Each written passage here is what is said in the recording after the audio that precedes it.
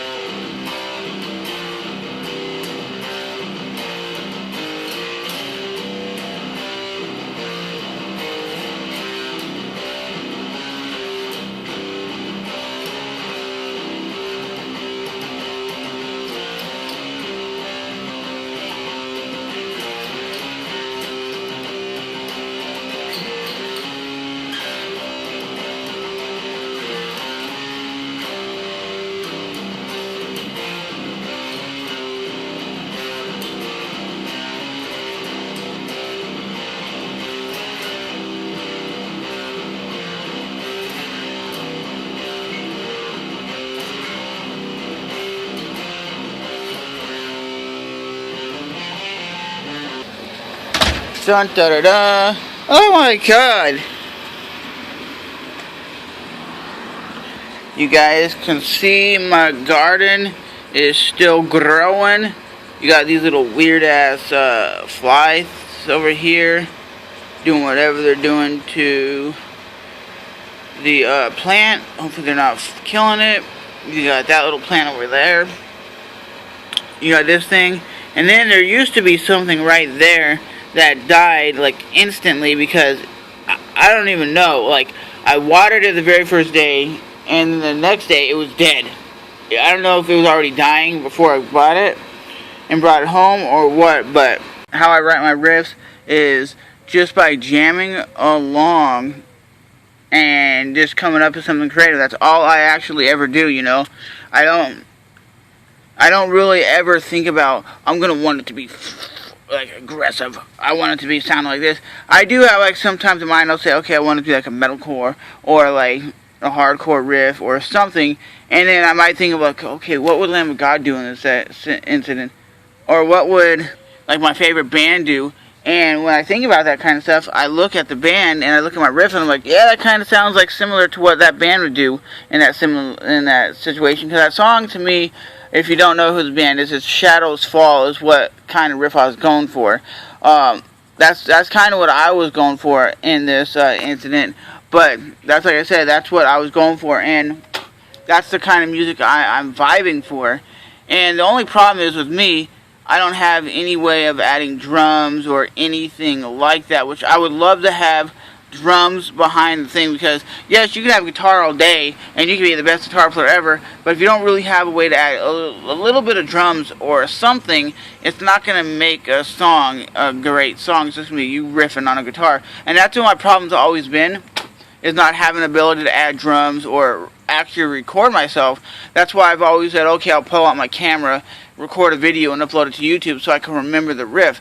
In reality, I would want to be able to make a damn riff, record it, and then have it on my computer or share it where people are like, that is sick. So that's one of my goals as of late, is to get an interface and get something so I could actually start recording live music onto my computer, and it'd be CD quality, MP3 quality, and it'd be great because I know my buddy is like a hip hop dude. You know, I'm talking about Nick, NDFX in the building. And the thing about him is, we've always thought about collaborating like on like a rock rap basis, and he loves rock music, like old Aerosmith, old Led Zeppelin type, like the early like the late 60s into the early 70s, like old school rock music, like Led Zeppelin, The Who, The Doors, the Steve Miller Band, stuff like that. He really loves that kind of music, and I was like, okay, if I come up with some riffs and add like a bass drum to it, a bass line to it, like a bass drum, he can add some like hip hop flavor to it and make it like maybe something similar to Walk This Way or something like a Limp Bizkit or something, because I think mixing rock music with hip hop is pretty cool. Sometimes when you do it right and you make it tight, it sounds good. Sometimes, yeah, it's like, it's not that great. But at the end of the day, that is what I'm going for when I create my music. That is how I create music. I don't know how you guys do it. I don't know if you sit down there with a pen and paper and write out the riff and then you mark it down in tablature. I don't do that. I just literally do kind of the same thing that Wes Borland does of the band Limp Bizkit. He said he basically takes his